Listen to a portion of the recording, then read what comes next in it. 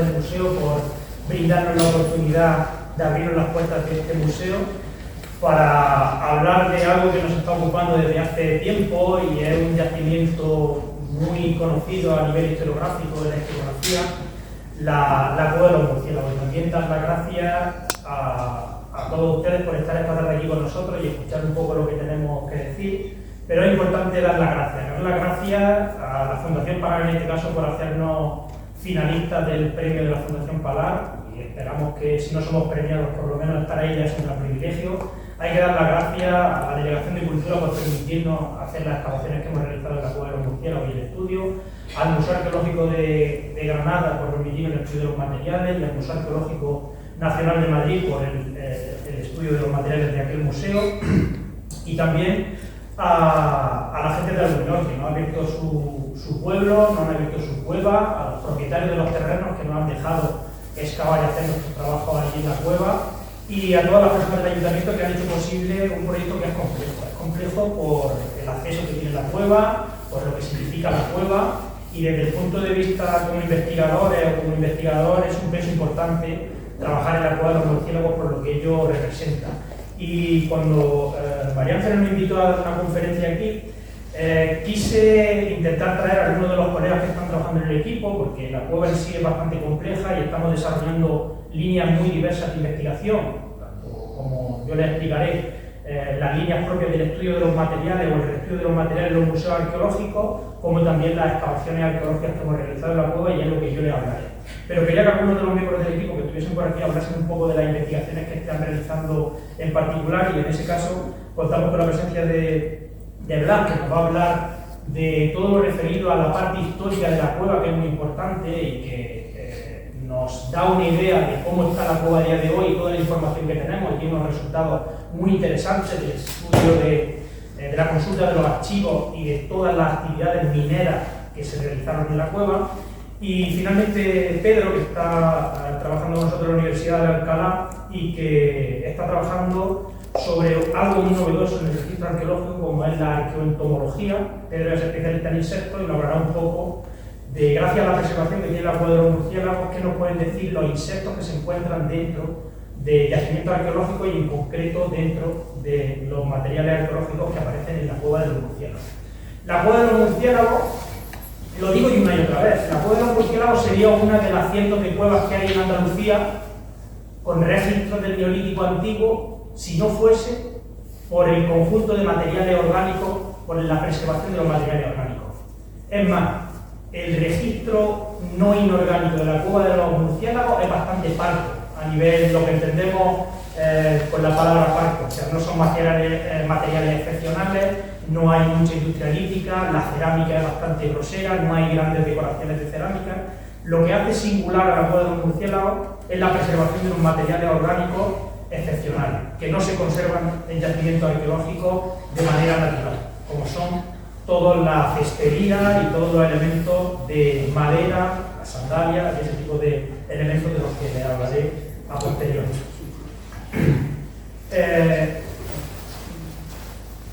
Para contextualizar un poquito el proyecto de investigaciones que nosotros venimos realizando en la cueva, hay que retrotraerse un poco no al descubrimiento, porque no está bien descubrir las cosas donde se descubren, porque las cosas siempre están ahí, pero el primer acceso que se supone que en época contemporánea, moderna, hacia la cueva se produce en 1831, cuando el paisano que tenía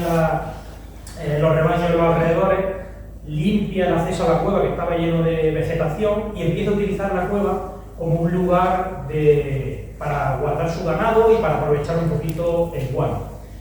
A partir de ahí se empiezan a hacer las actividades mineras, de las cuales no le voy a hacer referente porque Blas va a ocupar mucho tiempo en ellas, y a partir del hallazgo de esos materiales orgánicos, don Manuel de Góngora y Martínez, por aquel entonces decano de la Facultad de Filosofía y Letras de aquí de Granada, llegarán a su oído que están apareciendo esos materiales orgánicos en la cueva, llegarán a la Cueva de los Murciélagos y recogerán esos materiales que son tan conocidos de la Cueva de los Murciélagos y que a día de hoy están custodiados en el Museo Arqueológico Nacional y en el Museo Arqueológico de aquí de Granada, que si luego al acabar tienen la oportunidad de ver algunos de los materiales que tienen aquí en puerto. A partir de ese momento, los materiales pasan a formar parte de los fondos de esos museos y se realizan estudios sobre todo desde el punto de vista tecnológico y tipológico, tanto de la fibra, sobre todo lo más importante es la tesis doctoral de Carmen Alfaro, que estudia la fibra orgánica, y he de decir que en el último artículo que publicamos nosotros y que revivió un poco la cueva de los murciélagos, nosotros colaboramos con Carmen Alfaro, que ya estaba jubilada, tuvimos a bien cerrar un ciclo en esa investigación y colaboramos con ella en la publicación que hicimos, como les mostraré al final de la charla. Se hicieron algunos análisis, las primeras dataciones de carbono 14 en los años 80 y 70, que ya dejaban de poner en duda de que los materiales de la cueva de los murciélagos no eran prehistóricos, como algunos de los catedráticos de Madrid habían cuestionado los análisis de Góngora. Y finalmente esos materiales se quedan depositados en el museo y aunque la cueva de los murciélagos aparece de manera frecuente tanto en clases de la universidad como en todos los libros referidos a la historia de la península e incluso de Europa, no se realiza ningún tipo de actividades arqueológicas ni en la cueva ni con los materiales que estaban en el museo. Seguramente por una cuestión, por un lado las dificultades que tiene el propio acceso a la cavidad y por otro la complejidad que tiene el acceso al estudio de estos materiales y la dificultad que tiene. Nosotros empezamos en el 22 un proyecto coordinado de la Universidad de Alcalá, pero en el cual somos más de 26 investigadoras e investigadores, porque hay más investigadores que investigadores, y el cual coordinamos desde la Universidad de Alcalá, pero en el cual están incluidos investigadores de la Universidad de Granada, de la Universidad de Córdoba, de Santiago de Compostela, de la Universidad Complutense, cada uno en las disciplinas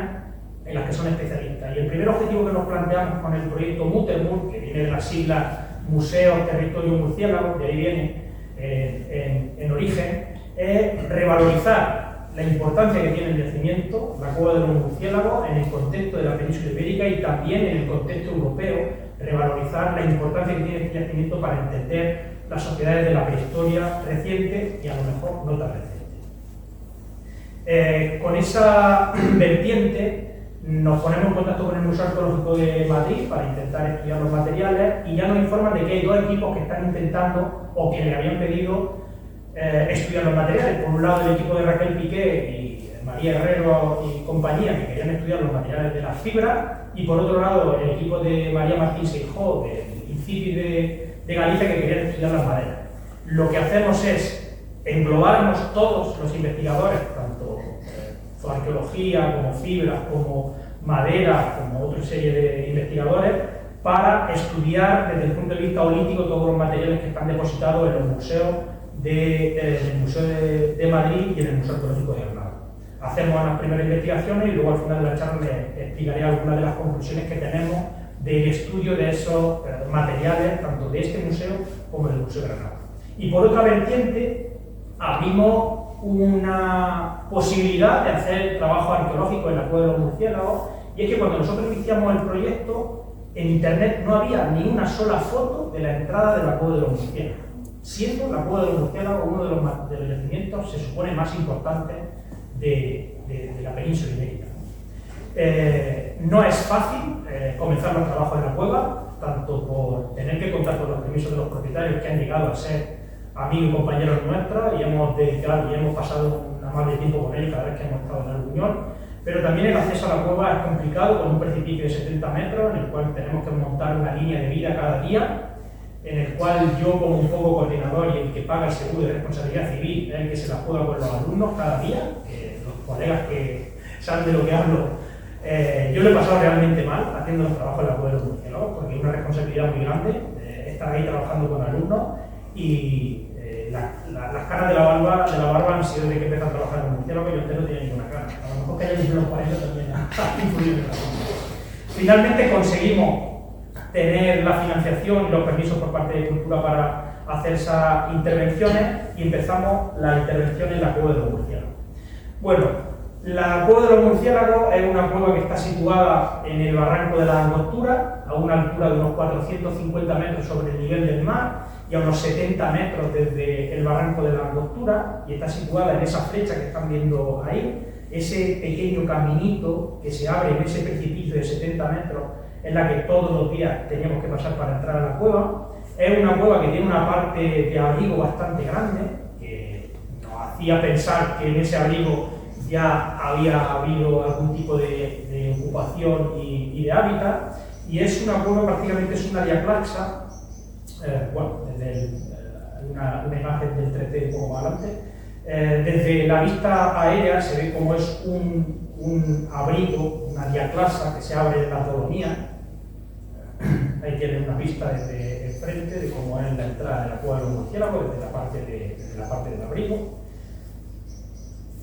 Y el interior de la cueva, este es el abrigo principal, el cual había sido utilizado por parte de los mineros para realizar sus actividades de procesado de agua habitual, del cual nos hablará Blas. Y esa primera sala, que está en penumbra y que tenía gran cantidad de escombros y de materiales que los mineros habían extraído de las partes internas de la cueva. En otras zonas, esa diaclasa se hace muy estrecha y hay que ir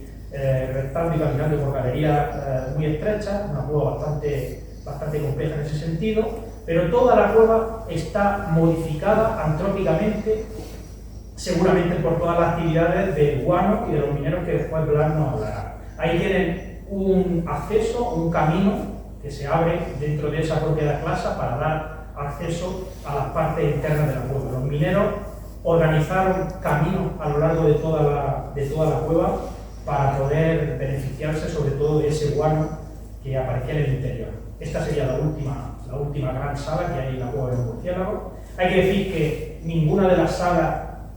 nos permite reconstruir aquella escena de Góngora famosa en la que los cadáveres estaban puestos en posición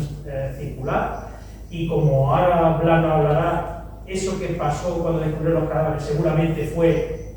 muchas décadas antes de que Góngora llegara a la cueva. Lo que nos planteamos en la cueva de los murciélagos a nivel de trabajos de campo es la documentación gráfica y el escaneo de la cueva. A día de hoy se puede hacer una visita virtual a toda la cueva sin necesidad de ir allí, la tenemos en el enlace de la página web. Una prospección arqueológica superficial, sobre todo para recoger los materiales que estaban a la vista de cualquier persona que entrase allí y los recogiese. Estando allí, alguna gente del pueblo nos decía que había encontrado materiales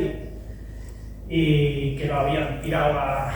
en los años 70 y lo habían tirado al precipicio. Y bueno, una de las ideas era recoger todos esos materiales que estaban a la vista en una cueva que está al acceso de todo el mundo. Y finalmente, realizar un sondeo en esa parte del abrigo para ver si las cronologías que hay del enterramiento y del uso de la cueva en el interior se corresponden con la utilización que tuvo el abrigo en la entrada. Y luego una cuestión muy importante que hemos empezado a trabajar desde la campaña de este año, y es la determinación de las condiciones climáticas que hay dentro de la cueva. Eso hablará Pedro un poco de ella. Es una cosa que está ahora mismo en proceso, y hemos colocado los sensores y estamos ahora mismo determinando a qué se debe o cómo son las condiciones que tiene el interior de la cueva y en qué momento se empiezan a conservar los materiales orgánicos dentro de la cueva del murciélago. Ahí tienen una imagen de cómo es la entrada de la cueva de los murciélagos y la sección a partir del 3D que hicimos de esa imagen, para que se haga una idea de que no es algo plano, es una diaclasa totalmente profunda, llena de polvo y de piedra y de bloques sueltos, con guano de murciélago que huele muy mal. Y creo que he escrito bien. Esto es lo que los espeleólogos no les gusta trabajar este tipo de cueva y le llaman de manera peyorativa cagadera. El primer de los trabajos que hacemos es esa prospección superficial en toda la parte, tanto en la parte del abrigo, con un rappel hacemos toda la parte exterior del abrigo, y lo primero que documentamos en esa prospección es que precisamente las zonas que habían tenido tránsito de personas a lo largo de la historia de época actual no tenían tan cantidad de materiales como aquellas zonas que estaban más recordadas, que habían tenido menos cantidad de trasiego por esas personas por todo el interior de la cueva. De ahí la importancia de recoger todos esos materiales de superficie con la posición exacta en la que se encontraban para determinar otras cuestiones. En esa prospección en superficie aparecen cosas como esta que tenemos aquí. Tenemos algunos ejemplos de sandalias que han aparecido totalmente rotas y trituradas por todo ese movimiento de bloques por parte de los mineros. Los mineros lo que hicieron fue extraer todos los escombros, todos los restos humanos y todo De hecho, tenemos una hoguera documentada que seguramente cuando vieron tanto resto humano, lo acumularon todo por si le cerraban la mina o la explotación y les pegaron fuego. Y entre todos esos materiales pues, hemos podido conservar algunos elementos de fibras como estos que tienen aquí. Y el trabajo que estamos realizando junto con los conservadores, pues intentar que esos materiales, limpiarlos con una pera, con un flujo de aire muy leve y después colocarlos de manera individual en unos elementos con unas telas que no sueltan ningún tipo de fibra, ningún tipo de producto químico para conservar en el futuro esos materiales arqueológicos, y es lo que estamos a día de hoy trabajando para que estos materiales se conserven en la mejor de las situaciones.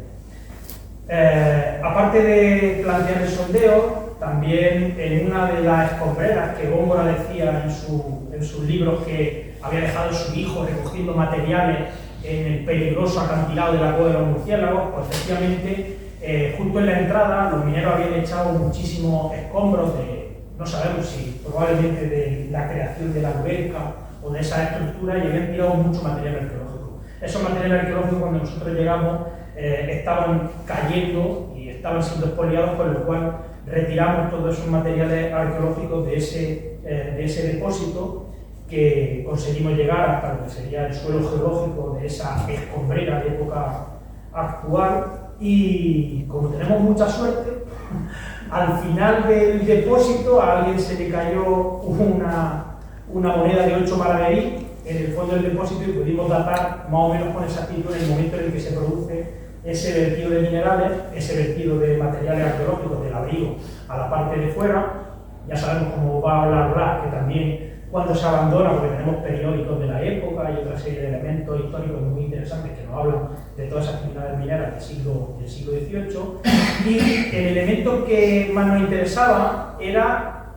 desde el punto de vista arqueológico, cuando tú eres prehistoriador y ves una cueva de este tipo en un lugar en el que no hay cuevas de este tipo y tú ves este abrigo, tú dices, este abrigo se ha tenido que utilizar en la prehistoria. Bueno, pues se había dicho que la Cueva de los Murciélagos no era un yacimiento arqueológico. Como todos los materiales se encontraban en superficie, no había materiales que estuviesen en posición primaria en la Cueva de los Murciélagos. Entonces planteamos un sondeo en la parte principal del abrigo, y lo primero que documentamos es un muro del siglo XIX y un suelo de cal que habían hecho los mineros para circular por todo, de ahí hasta el precipicio, para tirar las escombreras y los desechos para la parte del abrigo. Justo una vez que quitamos esa parte del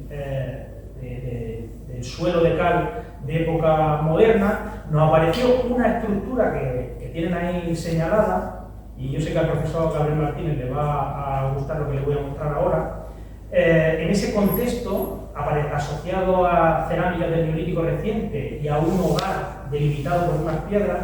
nos apareció un conjunto de 5 ídolos bitriangulares y ídolos falanges, el cual hemos podido datar mediante 2 fechas de carbono 14 en 2 laboratorios diferentes, en las mismas cebadas, en torno al 3800 a.C. Fue un depósito que se realizó, se generó un gran foso que estuvo funcionando. Ese foso se amortizó con una estructura de combustión a la cual se echaron miles de restos de cebada y estos ídolos que aparecían calcinados en ese mismo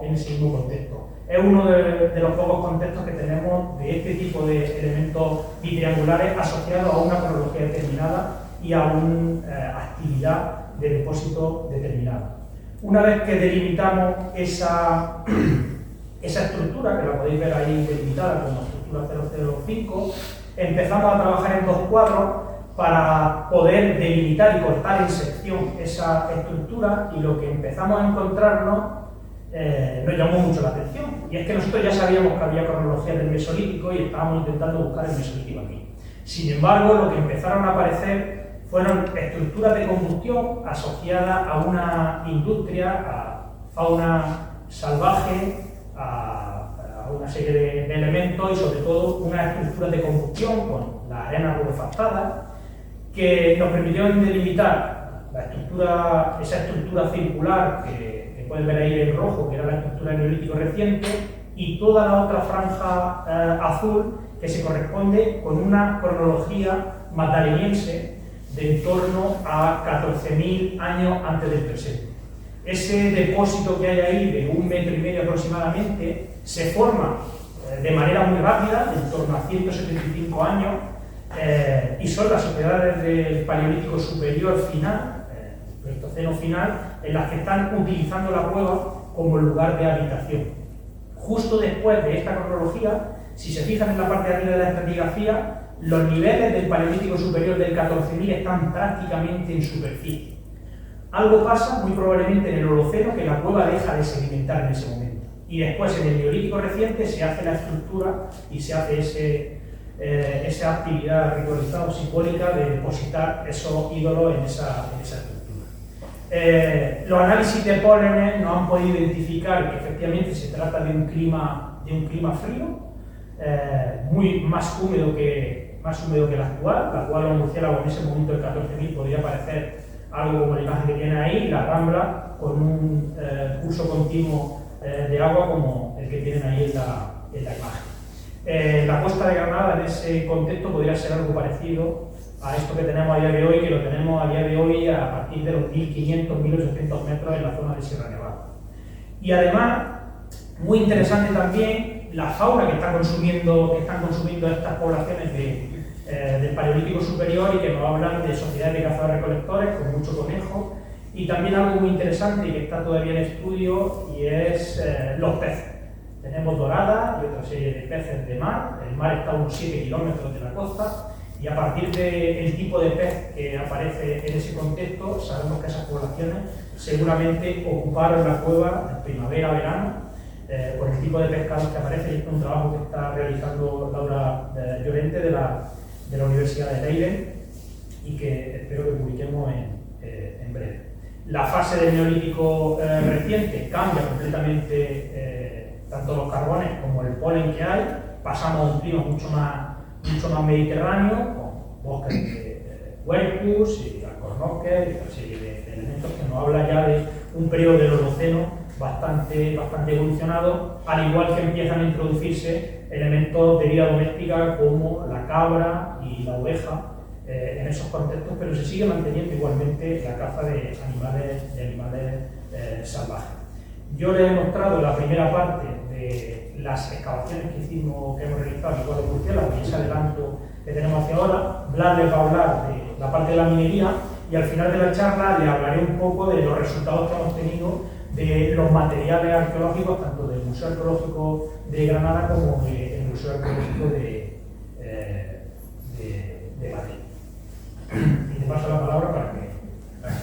Bueno, buenas tardes a todos. Yo, al igual que Paco, me sumo a los agradecimientos. No me sumo demasiado porque si no, no me da tiempo a contar todas las cosas tan interesantes que os quiero contar. Y es que, como veis, damos un salto en el tiempo ahora bastante grande, porque pasamos de paleolítico, mesolítico, de neolítico, nos vamos directamente al siglo XIX. Y diréis, ¿por qué? Bueno, pues porque uno de los objetivos, y yo creo que una de las cosas más interesantes que tiene hacer ya no solo una excavación en la cueva, sino una intervención en cualquier sitio, es poder recuperar y poder de alguna manera leer y deshilachar todos los procesos históricos que ahí han sucedido, ¿no? Entonces hay una cosa aquí muy interesante, que es que para entender esas sociedades del pasado que estuvieron en la cueva, ya sea habitándolas, ya sea desde un punto de vista más ritualizado, es también de recibo estudiar y entender qué pasó con esas sociedades que digamos que se encontraron con ellas, ¿no? Con ese registro material que había dentro de la cueva. ¿Qué fue lo que motivó a esas poblaciones, a la gente del siglo XIX, ¿no? A esos mineros y a toda esta parte de la historia? ¿Qué fue lo que les motivó a llegar a la cueva y qué fue lo que sucedió, ¿no? Aquí en este sentido? ¿Y qué nos aporta a nosotros a la hora de entender la historia de la cueva? Entonces, tenemos que hablar de la minería alpujarreña que hay en el siglo XIX, que es un proceso histórico bastante complejo, que da un nuevo uso, digamos, a esta cueva, ¿no? Y tenemos que hablar, pues eso, del siglo XIX, que es un momento concreto en el que hay una serie de cambios muy importantes a todos los niveles, a nivel nacional y a nivel internacional, con la caída del antiguo régimen, con la desaparición, por ejemplo, de los señoríos, con un proceso de crecimiento poblacional muy importante, con una nueva legislación, unas nuevas legislaciones liberales que se parecen algo más a lo que estamos acostumbrados hoy en día, y una situación general en la zona en concreto de la Alpujarra de pobreza. toda esa imagen que tenemos del alpujarreño como un habitante hosco, bárbaro de la zona de las montañas, no es más que una visión, digamos que generada en estos momentos por ese romanticismo del siglo XIX, ¿no? Que lo que nos cuenta un poco es lo que estaba sucediendo en estos momentos y nos habla de cómo sucedían estos procesos, ¿no? Cómo llegaban estas sociedades a vivir momentos como el que se vivió en el siglo XIX, en el que hay un repunte de la minería generalizado, y es que los mercados mineros internacionales habían entrado prácticamente en declive y el precio del mineral se había disparado, ¿no? Entonces, una gran parte de la población, de una manera casi que rentista, buscando, digamos que, enriquecerse y buscando sobre todo sobrevivir, más que enriquecerse, subsistir, lo que hacen es lanzarse a esta nueva minería, lanzarse al campo y empezar a buscar mineral como si fuera una especie de fiebre del oro, ¿no? Una minería que no deja de ser una minería de campesinos y de jornaleros, ¿no? Es una minería especializada, no una minería especialmente técnica, no tiene grandes dirigentes, no tiene empresas, aunque finalmente acabará con el paso de las décadas y sobre todo después de la guerra civil, acabará siendo capitalizada, mercantilizada por algunas empresas, pero una minería que nos deja estampas como estas, ¿no? En algunos casos. Estas fotos son de otros sitios porque en el caso de allí, de Arguñó, de todas las zonas del cinturón calizo que rodea Sierra Nevada, las caballerías ni siquiera eran una cosa que se podía utilizar en las minas, sino que todos los trabajos eran bastante manuales, ¿no? Hay una cita de Pascual Madoz que deja en el siglo XIX sobre la minería del Pujarreño, y es que nos dice que terminará mucho antes que debiera su producción, dice por el fatal sistema de laboreo, que propiamente es el del saqueo al que por muchos de sus dueños se han entregado a las minas, ¿no? Y a mí me gusta decir siempre que lo mejor de este periodo es que no hay fotos, que no hay apenas fotos, porque si viéramos fotos de cómo estaban trabajando las minas, nos daría bastante apagón. La zona de Arguñó y Algondón se registran en un lapso de apenas 60 años más de 500 minas, y tenemos que en los 2 siglos anteriores únicamente había una mina en un paraje de Algondón, que además era una mina de cobre que prácticamente ni siquiera se utilizaba. En el catastro de Ensenada aparece la mina registrada como que está abandonada, como que la explotación no era lo suficientemente buena. Sin embargo, fijaros cómo de repente hay un cambio por completo a nivel social, en el que no es que aparezcan técnicas nuevas, no es que aparezcan nuevas maneras de explotar el mineral, no es que haya una tecnificación, sino que hay una especie de fiebre del oro, ¿no? Como se ha denominado, por ejemplo, en el medio oeste americano, que en este caso nos deja imágenes como esta. Esta es una montaña de escoria, de fundición de hierro, en mineral procesado, que ya no era utilizado y que deja un impacto ya evidente en el paisaje, ¿no? Y que además, a nivel administrativo y a nivel de documentación histórica, nos deja cosas como esta. Esto es un plano de demarcación de mina, y esta mina se llama Pudiera Ser, porque es una mina que pudiera ser de cobre, porque estamos hablando de que el propio garante de la explotación no sabía ni siquiera de qué era la mina que estaba explotando, ¿no? Se había lanzado al campo, se había lanzado a buscar. De hecho, la figura del buscador, que, como decía en el medio oeste americano, el prospector, en este caso tiene el nombre también, macugero, no sé lo que significa, pero allí por la zona les llamaban los macugueros, que eran personas que se dedicaban a esto, ¿no? Ya ahí especializándose en andar por el monte, en rebuscar, en buscar por minas, en buscar por cuevas,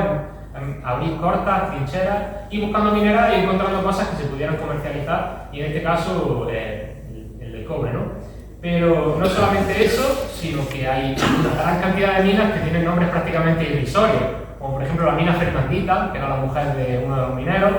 o el Consejo de Marquier, porque Marquier fue un ingeniero que aconsejó a uno de los mineros que debía de ir a ese sitio porque había monóxidos, y ahí consiguió hacer su mina y le llamó el Consejo de Marquier por eso, o la mina recompensa, o la mina premio a la constancia, ¿no? Nos da un poco idea de cómo era esta minería del siglo XIX. Esta minería es la que llega a la cueva, en este momento en el que cambia un poco el uso de la cueva, pero realmente no se produce el descubrimiento de la cueva. La cueva ya era conocida, la cueva ya había pasado por un proceso importante desde que se abandonan los últimos usos rituales de la misma, y ya es como, por ejemplo, el propio proceso de que toda aquella zona estuviera dehesada durante el siglo XVI, y cómo hacia el siglo XIX todas esas dehesas, todas esas zonas boscosas o que antes eran comunales, se habían de alguna manera desamortizado y habían pasado a tener manos privadas, habían pasado a tener propietarios.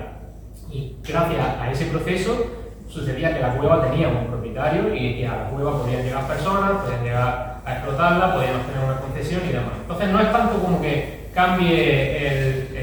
el uso de la cueva como tal, sino que lo que cambia un poco la mentalidad de las personas con respecto a la cueva. Y ahora lo que antes se veía como olvido, que antes se vio como ritualización, por decirlo de alguna manera, ahora se ve como una especie de foco, ¿no? de nueva riqueza.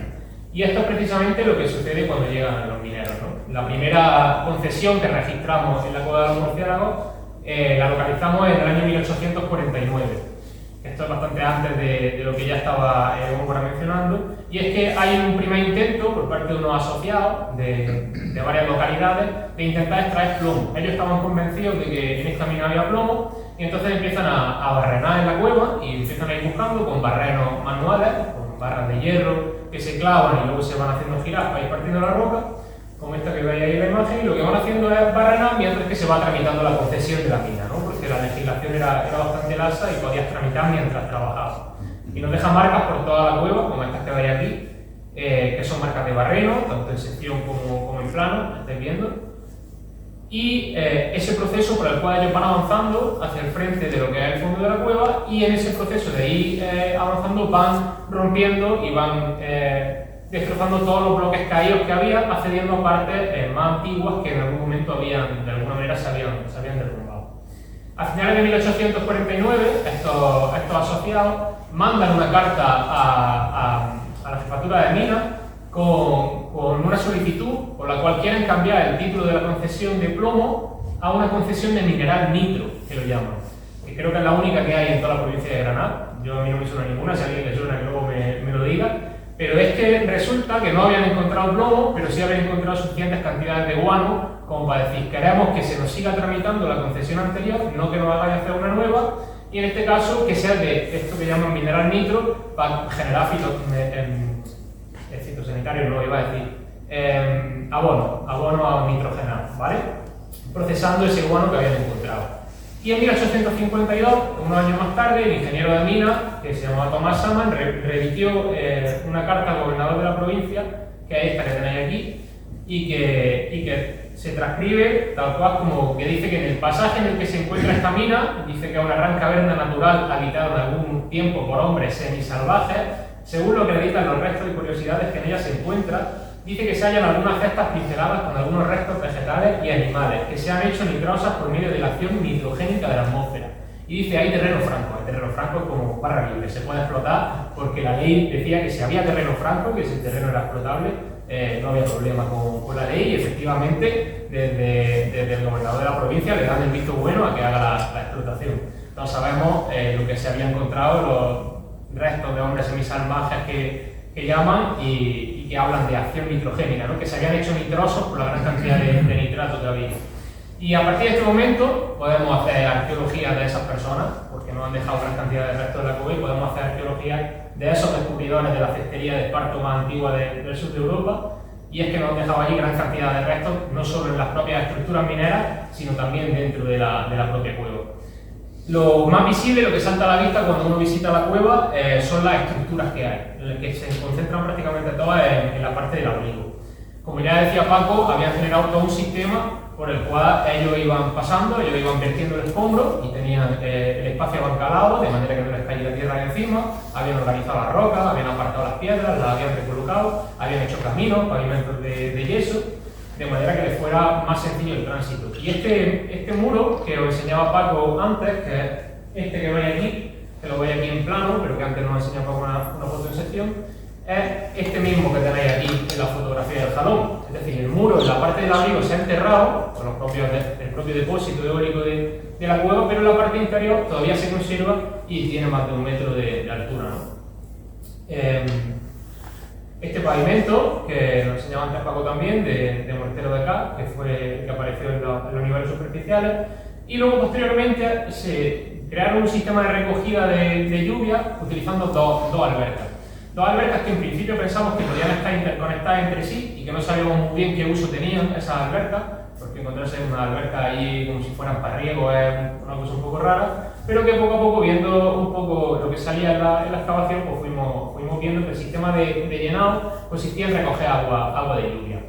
En la alberca que hay fuera del abrigo, una pequeña alberquilla que está justo en un saliente de la roca que se alimenta del agua que cae cuando llueve. Es decir, llueve, el agua cae en una pared, la pared escurre, y de esa pared cae directamente a la alberca. De hecho, si nos fijamos en el propio muro, cuando lo construyeron, habían realizado una canaladura, que se ven ahí en plano, por las cuales todo el agua que caía de una de las piedras caía a esas canalillas y de esos canalillos caía, pero una cosa ínfima. Lo que es básicamente sacar agua de prácticamente donde no la hay, recogiendo agua como si fuera un aljibe. Y luego, posteriormente, con una piedra que estaba también perforada, que estaba barrenada, lo que hacían era meter un tubo de hierro y a partir de ahí llenaban pequeños cubos con los cuales acarreaban el agua hacia el interior de la cueva. En el interior de la cueva había otra alberca, esta construida todavía peor que la anterior, porque esta directamente no estaba pensada para llenarse directamente ni nada por el estilo, que no sabíamos muy bien qué funcionalidad tenía, y dos pilones redondos, de forma prácticamente cónica, que se encontraban adosados a la misma. La alberca ya estáis viendo que no se encuentra en un buen estado de conservación, pero es que la construcción no es para menos porque está construida con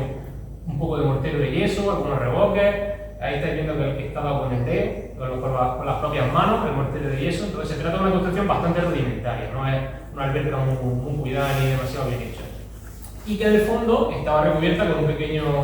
pequeña lecha de mortero de acá, impermeabilizante, bajo la cual se aprecia un roto en el cual ya se ve directamente el nivel de sedimentación de la cueva, es decir, está prácticamente cimentada encima de la propia arena de la cueva.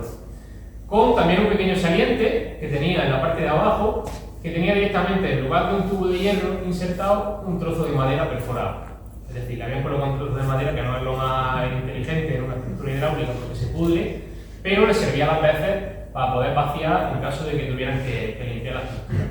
Y con el caso de los pilones, lo que tenemos son esas dos pilas que están justo encima de la alberca, que no teníamos muy claro cómo funcionaban, pero ya un poco viendo tanto los restos que aparecían como tirando un poco del hilo, pudimos reconstruir más o menos cómo era el sistema de procesado que ellos tenían del guano. Lo que hacían era ir barrenando, iban buscando dentro de la cueva, iban recuperando materiales arqueológicos, iban limpiando las rocas, iban recogiendo el guano, y después de hacer esa extracción, procesaban el material en una caldera. Lo que hacían era que lo quemaban, no hemos encontrado la caldera, lo que probablemente indica que sería una caldera portátil, no sería una estructura como tal, y a la vez que eso recogían el agua en la alberca de fuera. Luego, posteriormente, lo que hacían era colocar el guano ya procesado y quemado dentro de esos pilones que os he mostrado y utilizar el agua que habían recogido de fuera para mezclarlo todo. De esa manera creaban una especie de líquido, como una especie de té que se quedaba ahí, que con el paso del tiempo se iba decantando. Es decir, la parte más rica en nitrato quedaba en un punto y la parte más rica en agua quedaba en otra, ¿no? Digamos que un proceso de decantación normal. Después de este proceso de decantación recolectaban el líquido rico en nitrato y lo colocaban en esa otra alberca. De manera que en esa alberca, a la cual no le da el sol ni en un solo momento del día, está construida justo en la penumbra,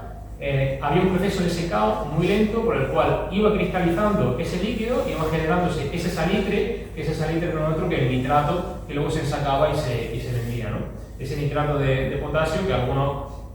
habréis conocido alguna vez como nitrato de Chile, por ejemplo, que no deja de ser un derivado de este tipo de abono, ¿no? Probablemente, como os decía antes, sea el único caso de la provincia, ya que no conocemos más intentos por generar una industria de este tipo y en cualquiera de los casos no fue demasiado rentable. Este proceso parece que no perdura más allá de la década de los 60 del siglo XIX. Y con respecto al día a día de estos mineros, pues tenemos gran cantidad de herramientas que aparecen en la cueva, tanto desde punzones como por ejemplo aquí veis herramientas de hierro para ir barrenando, cuñas para ir partiendo las piedras, como por ejemplo las propias latas de pólvora que aparecen también dentro de la cueva, tiradas ya con un residuo más, que se utilizaban pues para, una vez se había abierto un hueco con un barreno, se colocaba la pólvora y se hacía estallar una parte, de manera que se generaban pequeñas explosiones por las cuales podían ir avanzando. La propia moneda, ya que nos enseñaba Paco antes, ya nos da un poco la idea de cuándo empezaron las primeras actividades. Pero es que como en la cueva de la Murciélago hay preservación de materiales orgánicos, nos hemos encontrado hasta las chustas de los cigarros que se fumaban, y es que fumaban como enterradores. Y es que, como suele decirse, al trabajo duro pan y tabaco, que es un dicho que hay por allí. Y tenemos chustas de cigarros de todas las tipologías, que diréis, ¿qué cosa más escatológica? Bueno, pues es que sabemos que estaban importando tabaco y papel de liar desde Santa Cruz de Tenerife. porque es que si os fijáis, algunas de las estampas que aparecen en el papel de Eliar ya nos dicen de dónde estaban viniendo, ¿no? Entonces nos habla un poco también de esos procesos que vive esta gente y también la propia tabaquera que encontramos dentro de la cueva, una tabaquera de cuero en la cual guardaban el tabaco, ¿no? Y no solamente tabaco, también comían. De comida tenemos menos restos, pero sí que vamos a encontrar restos de chocolatina. Y tenemos aquí una chocolatina del año 1854, una de las primeras industrias chocolateras que se instauraron en Madrid y que han aparecido también los restos de este uso, ¿no? que hacían ellos de la cueva. No solo eso, también sabemos cómo bebían. No sé si conocéis las calabazas de agua. Sabemos que las estaban utilizando bien para beber ellos o bien directamente para utilizarlas tal vez como alguna especie de cacerola cuando recogían y sacaban los líquidos del procesado del guano. Y esto que no sé si es ritual, igual que en el caso de la cebada, y es que uno de los silos estaba lleno de cáscaras de almendra, lleno de repleto hasta arriba de cáscaras de almendra. Y es que se estaban poniendo cubos también a comer almendras. Todas las almendras estaban partidas por el dorso y es porque se estaban partiendo a mano y efectivamente nos sirve un poco también como nivel de abandono de esos silos, ¿no? Ya una vez que habían perdido su funcionalidad, la función que tuvieron que no fue más que la de su abandono y rellenarlas con cáscaras. También periódicos de revistas, intenté poner la ilustración, pero ahora al pasarlo al ordenador no se ve, pero aquí tenéis un periódico ya del principio del siglo XX, que se ha conservado también dentro de la cueva, mezclado con materiales del Neolítico, del Paleolítico superior, y que nos habla un poco de esa ocupación, ¿no? que llevaban a cabo. Y que sería la revista Actualidades, que gracias a que están todos los fondos digitalizados de la Biblioteca Nacional de España, pues podemos reconstruir. A partir del siglo XX ya parece que la cueva sufre un nuevo olvido, pero realmente no hay un nuevo olvido, sino que hay otro cambio radical en el uso, y es que a partir de este momento ya la gente pasa de verla como, digamos que un lugar de explotación, y pasan a verla como un lugar de curiosidad. Y ya lo que tenemos son excursiones de maestros, excursiones del instituto, del colegio, un montón de niños circulando por allí, un montón de pintadas, no sé si habéis visto algunas de las imágenes, y también mucha extracción de material, y es que gran parte de esa extracción aparece en este momento. Y bueno, ya con esta parte yo terminaría y paso la palabra a mi compañero Pedro para que os comente sobre la arqueontología de la cueva. Muchas gracias, Blas. Gracias también por darme la oportunidad de hablarles aquí hoy. Voy a hablarles sobre una disciplina incipiente en España, que es la arqueoentomología, que no es otra cosa que el estudio de los restos de insectos asociados a los seres humanos. Y en este caso, pues, la preservación de los materiales orgánicos excepcional que tiene la cueva de los murciélagos del Buñol, pues ha permitido también estudiar este tipo de evidencia. Y es que el ser humano convive con insectos a diario. En nuestras casas podemos encontrar desde cucarachas, que es lo más común, moscas muy molestas, sobre todo en verano, pero también hay insectos que nos hablan de los productos que introducimos en nuestras casas, ¿no? Por ejemplo, esos gorgojos, que a mí me sorprende, ya los alumnos hoy en día ya no saben lo que es un gorgojo. La comida viene tan procesada que hemos perdido ese término. Aquellos lugares que no se limpian bien, pues también son pastos de otras plagas, como por ejemplo las chinches, que ocupan nuestras camas, y también pues otros insectos que pueden aparecer como hormigas y demás. Si esto es así, hoy en día que tenemos unas condiciones higiénicas pues bastante buenas, imagínense cómo sería esto en el pasado cuando estas condiciones higiénicas no se conocen, ¿no? Entonces, pues, rastrear este tipo de evidencias a partir del contexto arqueológico es bastante interesante porque nos permite ver otro tipo de materiales que en muchos casos no se preservan. La arqueoentomología, como les digo, hay varios tipos de rastros que pueden dejar estos insectos. En primer lugar, es una disciplina que ocurre en Inglaterra,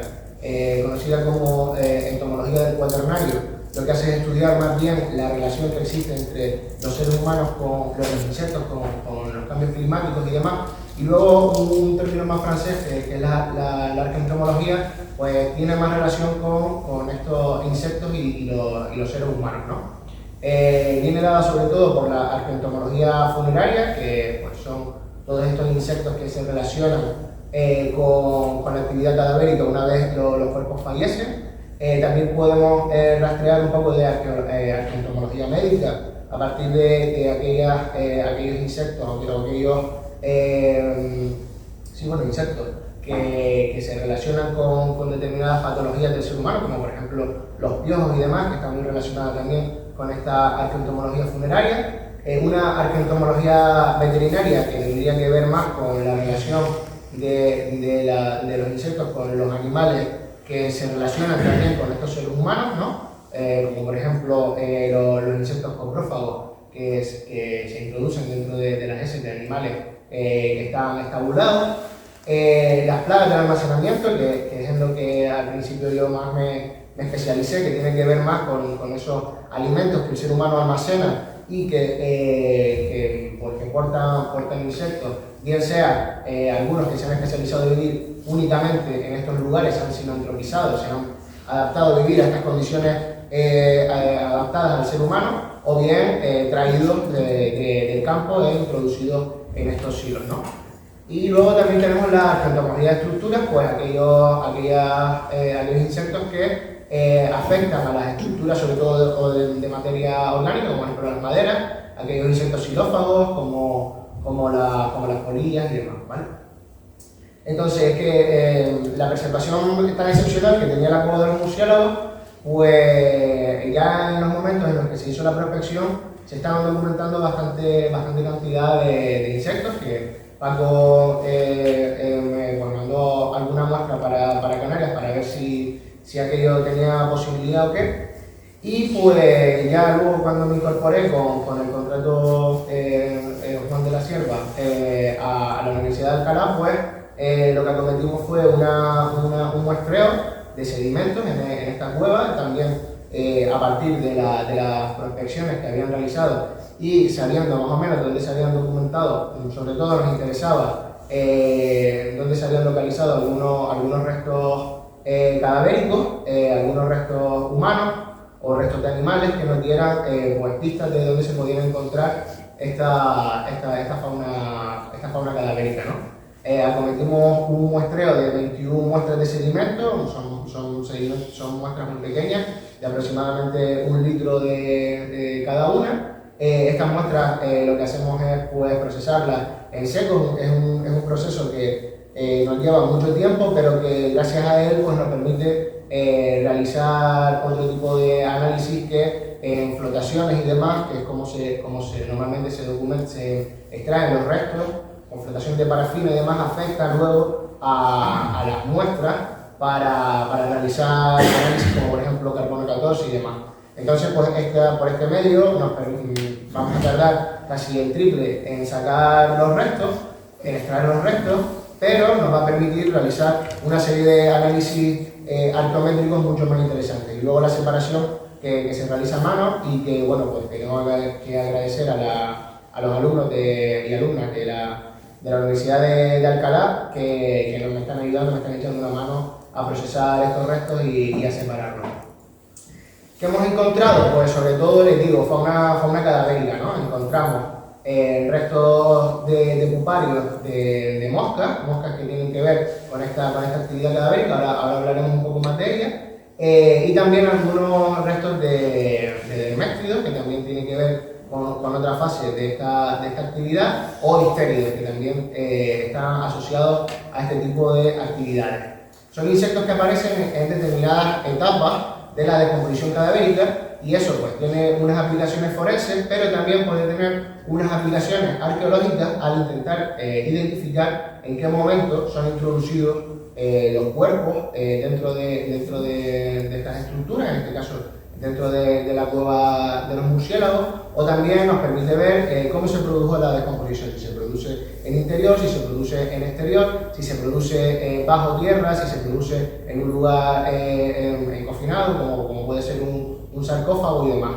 Entonces, pues básicamente los insectos que hemos documentado en la cueva de los murciélagos pertenecen a esta etapa de aquí, al periodo del tesón, son califóridos y sarcofágidos que vimos antes, y también tenemos algún derméstido y algún unisterido que tienen que ver con esta etapa de la descomposición activa. Lo interesante es dónde hemos encontrado estos restos, porque la mayor parte de ellos los documentamos en las partes más internas de la cueva. Y son cuevas, son lugares que tienen unas condiciones climáticas bastante particulares y que en muchos casos sospechamos que no permite la presencia de estos insectos. ¿Por qué? Pues su ubicación está en un lugar muy angosto, no permite la salida sobre todo de la señal olfativa, que es la principal señal que permite a estos insectos acceder a los cuerpos en estado de descomposición. Entonces empezamos a sospechar que los insectos no estaban introduciéndose por sus propios medios, sino que eran introducidos por las personas en el momento en el que eran depositados los cadáveres, ¿no? También tiene que ver las condiciones de temperatura y humedad dentro de la cueva. Vamos a ver por ello que pusimos unos sensores para medir estas condiciones climáticas, y lo que vimos es que, sobre todo en la parte interna y en la parte interna de la cueva, la temperatura media estaba en torno a 15 grados centígrados. Es un proceso que hemos estado empezando casi desde Semana Santa. Entonces tenemos pocos datos, los primeros datos preliminares los recogimos ahora en verano cuando fuimos a esta última campaña de excavación, y entonces pues tenemos todavía pocos datos, pero ya nos hace sospechar que en un periodo que es cálido en el exterior de la cueva, en realidad dentro pues hace bastante frío, y eso pues con lo que les digo, nos hace sospechar que en realidad los insectos no están introduciéndose por sus propios medios. Vemos también la disparidad de temperaturas que hay. Por ejemplo, vemos como si dentro de la parte más profunda de la cueva, esta sería la parte que decía que estaba a unos 60 metros de profundidad, tiene unos 15 grados centígrados, también en el sector F tiene unos 15 grados centígrados, sin embargo en el C es una parte muy alta, la temperatura media alcanza los 20 grados centígrados. Fíjense como afuera, este es un sensor que pusimos en una covacha que hay en la parte de afuera, pues la temperatura estaría en torno a 22 grados centígrados. Entonces,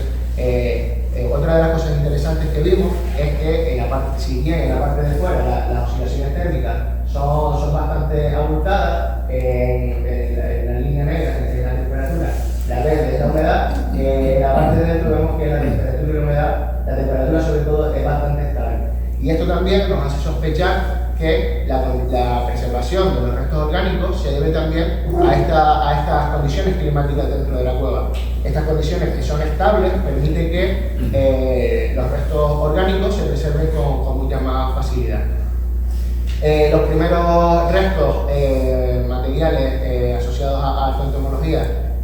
los pudimos fechar gracias a dos proyectos diferentes. En este caso, las dos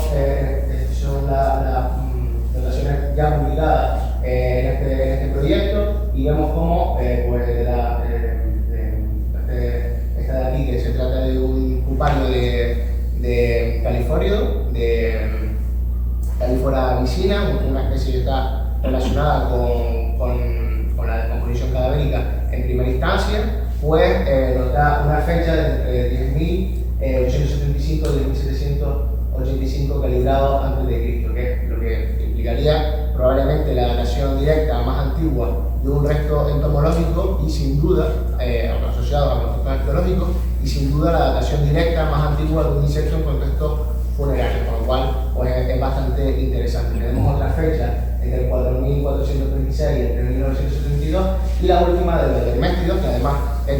del sector F, del sector D, que está arriba, en la parte más cálida, pues que ya se nos va a cronologías más medievales. Aquí tenemos un poco la distribución de la distribución cronológica de estos materiales. Vemos como en la parte más profunda tenemos los restos más antiguos, en la parte del sector F, también donde hay mucha actividad funeraria, pues tenemos esta datación del 5.200, y luego el sector C, sería esta medieval, que sería asociada con estos derméstidos que están asociados a los procesos de descomposición más tardíos. Entonces, lo que nos planteamos con esto es que las especies de dípteros documentadas, que están documentadas en la prehistoria, pues pueden aparecer en exterior, pero no en contextos de enterramiento, lo que nos hace pensar que efectivamente los restos se estaban descomponiendo en la superficie. Y además parece que un patrón repetido durante toda la prehistoria, esta descomposición en la superficie, porque encontramos restos en el 10.000 y restos también en el 5.000. Si llegaron solos o se introdujeron junto al resto de cadáveres, pues todo nos parece indicar que se introdujeron junto a los restos cadavéricos, pero ahora lo que vamos a hacer es intentar recrear las condiciones climáticas en el interior de la cueva, gracias a estos data loggers que hemos puesto para medir la temperatura y la humedad durante todo el año. Vamos a reproducir estas condiciones en unas cámaras especiales que tenemos en la Facultad de Biología. Es un nuevo proyecto que hemos empezado que se llama BIFUM, buscando insectos en espacios funerarios, y lo que más llama la atención es que no solamente estas condiciones, pues es bastante poco probable que estas especies sobrevivan, sino que además las condiciones de luz pues tampoco hacen probable que estas especies se reproduzcan, con lo cual es muy probable que se introdujeran con ellas junto con los humanos.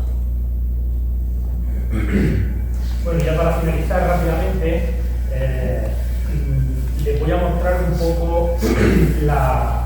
parte referida a los museos, y es que este proyecto nació precisamente del estudio de los materiales que hay en los museos.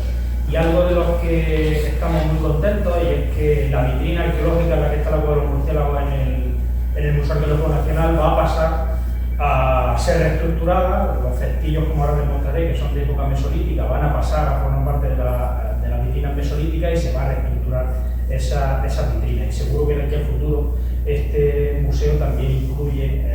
nuevas piezas de los murciélagos y se puede reestructurar un poco esas colecciones de antiguo que se relacionaban con momentos concretos.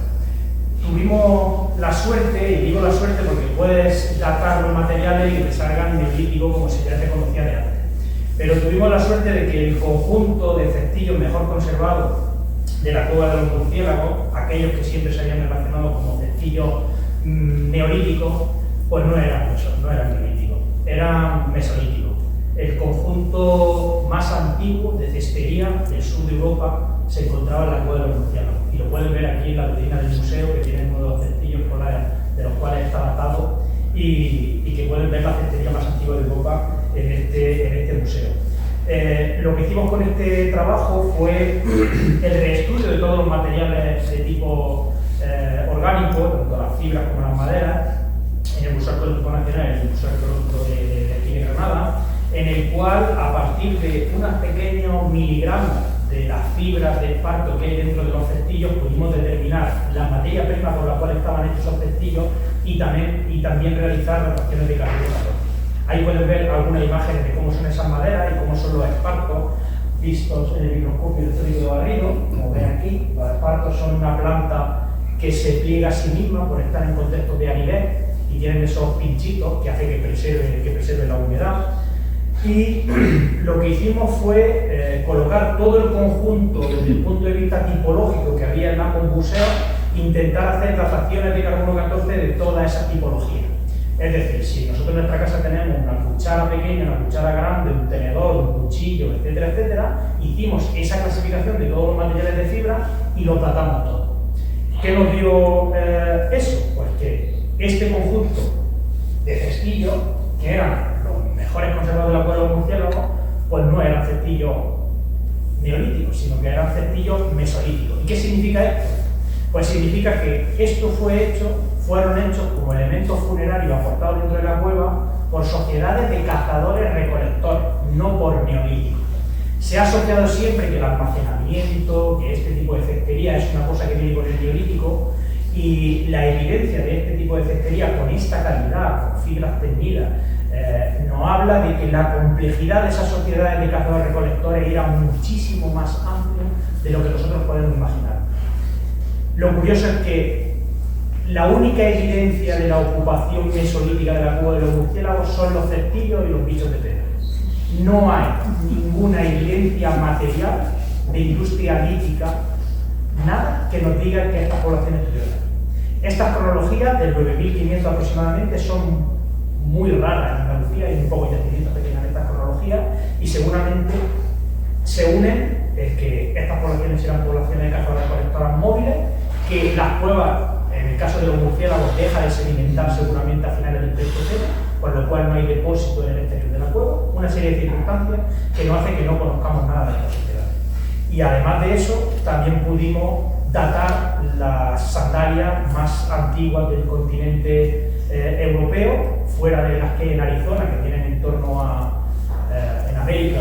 Estados Unidos, que tienen en torno a 1000 años aproximadamente. Fuera de ahí, las sandalias de la cueva de los murciélagos, que también tienen aquí algún ejemplo, son las sandalias más antiguas de toda Europa. Esto es relevante porque se han conservado. La gente no andaba por el hielo sin calzado, ni andaba por esos terrenos del sur sin calzado. El calzado tiene que ser una cosa muy antigua que tiene que ir asociada a nuestro género. Pero aquí tenemos la suerte de tener esas sandalias conservadas en la cueva de los murciélagos. Siguiendo con los trabajos del reestudio de materiales en los museos, Ingrid Bertin, una chica francesa que hizo la tesis en la Universidad Autónoma de Barcelona, hizo un estudio en el que hemos determinado las flechas que aparecen en la cueva de los murciélagos. Estudiamos tanto las cuerdas de elementos que nosotros pensábamos que eran de esparto, pero que están hechos de tendones de animales. Se hizo una determinación a partir de zoom para determinar las especies y pudimos determinar que esas cuerdas de arco estaban elaboradas a partir de tendones de diferentes animales, de cerdo, animales domésticos y animales salvajes. Y además, aquí se ha pegado la imagen, lo siento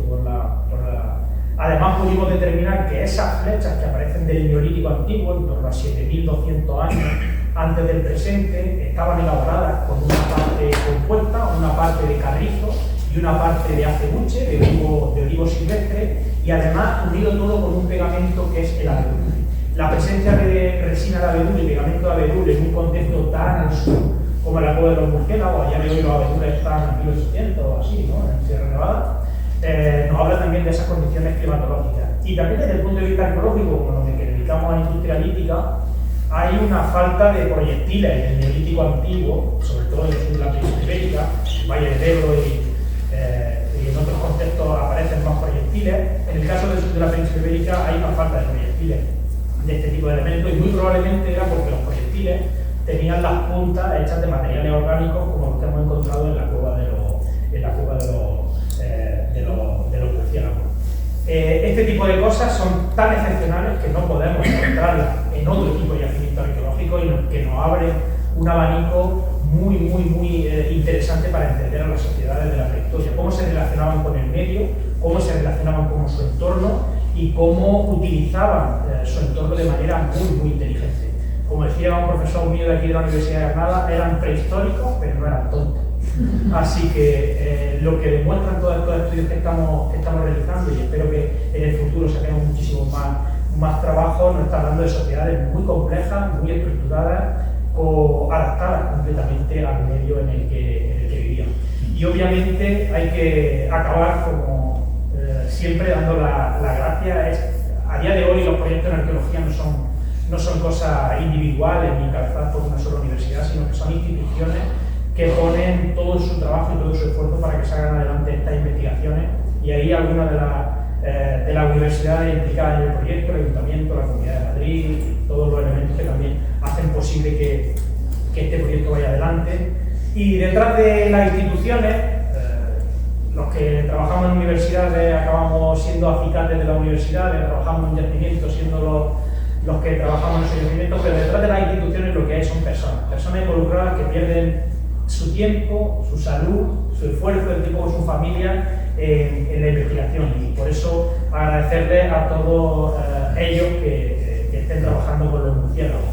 Y desde luego, pues no sería lo mismo sin todos los alumnos, todos los voluntarios y toda la gente que en los últimos años hemos disfrutado y padecido a partes iguales. Espero que de aquí a unos años no me denuncie porque tengan tóxicos de plomo en los pulmones, en polvo, que es posible, porque la cantidad de polvo es increíble, y desde luego el trabajo que se hace es un trabajo duro, pero desde luego un trabajo recompensado. y estar aquí hoy también es una recompensa, compartirlo con todos ustedes y espero que en el futuro sigan invitándonos para que sigamos contando las cosas que hacemos de la cueva de los murciélagos y lo que nos apasiona. Así que muchísimas gracias a todos y espero que les haya gustado la charla.